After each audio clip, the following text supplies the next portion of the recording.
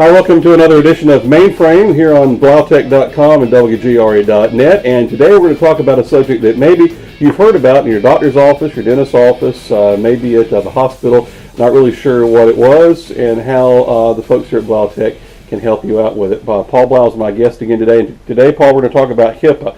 And I actually had to write it down on a piece of paper because I could not remember the acronym. HIPPA is the Federal Health Insurance Portability and Accountability Act of 1996. Yep. But you know, if you go to a doctor's office, people probably have come in contact with that acronym before. We always are signing some kind of a HIPAA release form or a permission form or whatever. Basically, give us an overview of exactly what HIPAA is, and then we'll talk about what Blowtech does in that particular type of industry. Sure. So HIPAA is the government rule that says that your private information regarding your health care and your conditions is yours and yours only. And it doesn't need to be sold without your permission. It doesn't need to be used without your permission. So it's a great idea. You know, the privacy information is incredibly important to all of us, and making sure somebody doesn't get something that they could use then against us is very, very much an important thing. So really like the rule, and the rule has been in play, as you said, since '96, and there have been variations and adaptations to it. But several years ago, they actually put some bite to it, and prior to that, it was a law that didn't have any really way of enforcing it. And when they put some bite to it, they put a lot of bite to it, probably more than any other law that I'm aware of. And so the financial consequences to even a small practice doctor could be up to $1.5 million for violating the HIPAA rule. So very, very serious situation. It covers two things. One is the privacy information. This is the thing most everybody's familiar with, and this is what you see in the doctor's office. Those of us that have a little bit of age on us will remember we used to sign in at the doctor's office, and they would just take a pen and just kind of do a line through. And so when you signed in, you'd see everybody that had been there before you. Now, if you have a sign-in sheet, even if you have it at all, it's going to be completely blacked out so that you can't see who was there before. Because technically, that's a violation of HIPAA, because you can see, oh, Joe went to the doctor today, and that's not a good thing. So that relates to the privacy laws, and also the fact that if you want to get your medical records, you can request them, and they can be given. They have to be given to you. They don't have a right to deny you that. Where we really come into play, though, is a second component of HIPAA, which is the security rules.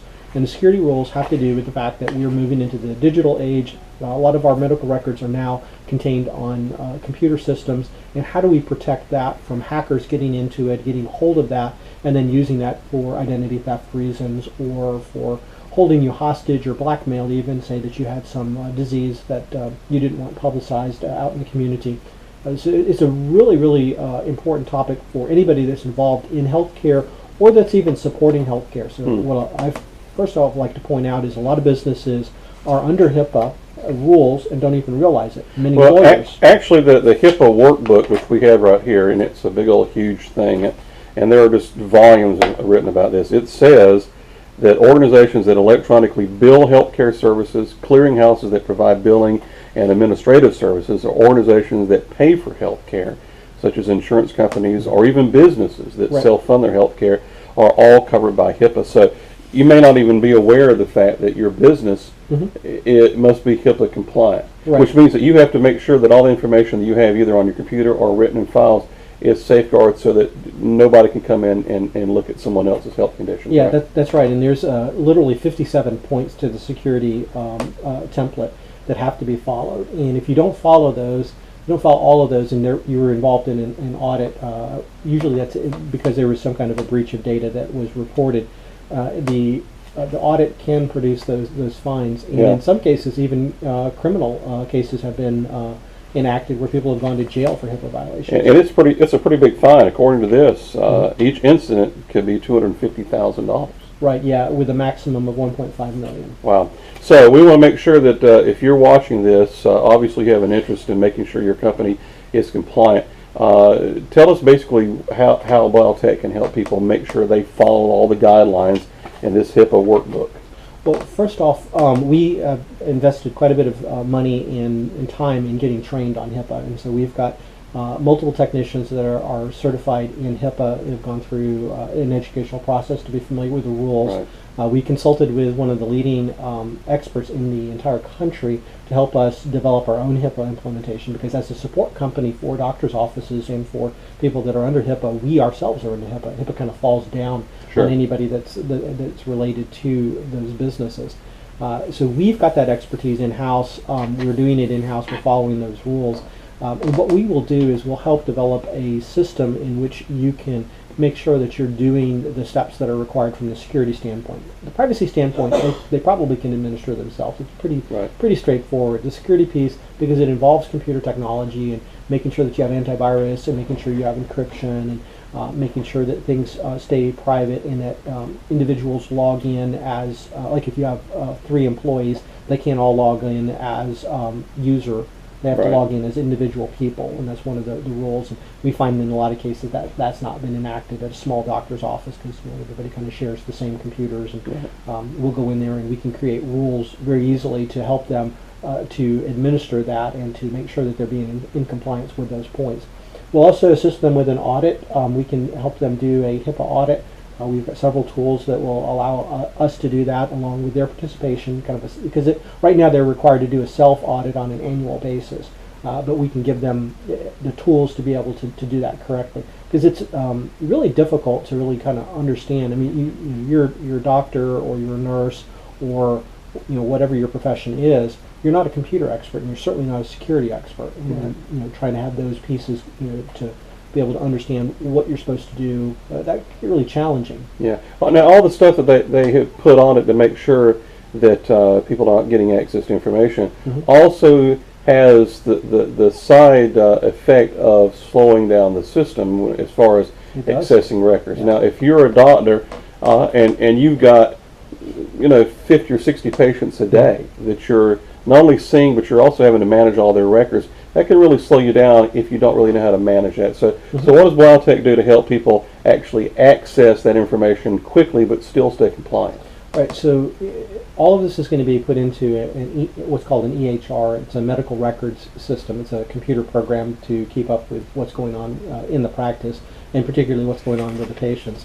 And those EHR systems have to be maintained. They have to be optimized. They need to be on good equipment, good servers, and there's a lot of maintenance that needs to be done to make sure that those machines continue to run very, very well. Because you're correct, when they first convert over from doing it by paper to doing it electronically, they slow down quite a bit. Now, if they'll hang with it for about 6 months or so, and they're really kind of following the advice that we'll give them, they'll actually speed back up, and in many cases will actually exceed the original speed that they were running when they were running just in a manual mode. Right. Now, you not only can help them with HIPAA, though. I know that you've helped some local doctors. Even my doctor doesn't use any paper at all. He uses a laptop or a tablet to basically keep my records as he talks to me. He's actually typing in or selecting things as he goes, so that it keeps him from having to have someone that he dictates this to and they retype it and re-enter in. It speeds up that workflow as well. So all this is kind of connected. You can help people with the technology to speed up the workflow, but at the same time make sure they're compliant with HIPAA, right? Right, yeah, absolutely. So, the goal is to be able to provide higher quality service to the patients, to be able to give them their information quickly if they want to be able to get that information. Say that they're going to go to a specialist, to be able to transfer those records electronically to the next doctor that's going to be working with them. And ultimately, with this thing called the exchanges that they're trying to do, all of that information will flow almost automatically from one doctor to the other based on the rules that you as a patient will establish. So if I go to see a new doctor, because maybe I'm in a new town, all of my information will eventually, not right now, but eventually will just automatically flow to that new practice as soon as I give them authorization. Now, one thing that we also want to remind you about is if you're under HIPAA requirements, you also have to make sure that your old devices, your old media, tape backups, whatever, are not accessible as well. You just can't take your computer that you've outgrown and throw it in the trash. Right. This is a big deal too, because what we've found is many of the fines that have been levied out have been because of people not following those best practices. Now, honestly, everybody should do this, not just doctors' offices and people under HIPAA. All of us should not just take our computers and throw them in the dump, because there have been numerous cases of hackers going through dumps, pulling out hard drives, and then getting people's very private information, private pictures, private documentation about your finances, all of that type of information. And so there's several different ways you can dispose of this data. One is you can physically destroy the hard drive. We actually bought a drill press, and we use the drill press here to drill through the hard drive platter, which will destroy the platter. We also work with a partner, Secure Records in Thomasville, that we'll pick up electronic equipment and we'll sanitize and dispose of that equipment, and they do it for a very small fee, very, very reasonable, and then completely recycle all of the equipment. So that's good for the environment, and that could be a really good way of handling the situation as well. The other choice is because a lot of times people will say, well, I'm replacing my computer, but it's maybe too slow for the practice now, but I'd like to take it home, or I would like to send it to one of my employees or donate it to someone. And we can facilitate that, but you have to do something called a secure wipe of that hard drive. And so it's not just go in there and erase your programs and you're done, because I can get back almost anything that you erase. Right. And many people will do that. So we have to do what's known as a Department of Defense level wipe over the hard drive, and it's basically where we're going to wipe, we're going to write stuff over it, and then we're going to write over it again, and then we're going to write over it again. And then at that point we'll get a little certificate that says it's been sanitized, and now you can reload the operating system onto it and you won't have any risk of exposure. Now, one other thing I want to just kind of point out while we're on this section is we're talking about computers, which is a very obvious thing, but bear in mind that oftentimes patient records ends up on cell phones. It can end up on iPads or other types of devices, and it can be embedded into your copier on a hard drive or flash media that is inside the copier or scanner. Fax machines, those types of products, almost all now have hard drives in them, and so you can't just take those and drop them in the dump any longer either. And I've had people argue with me about this and think that it doesn't apply. But again, there have been numerous cases where people have gotten fined and they've gotten in trouble because somebody's been able to access the information off of a hard drive, off of a printer or a copier. Right, and another thing is, we talked about this in previous shows, but you want to make sure that your wireless connection at your office is very, very secure.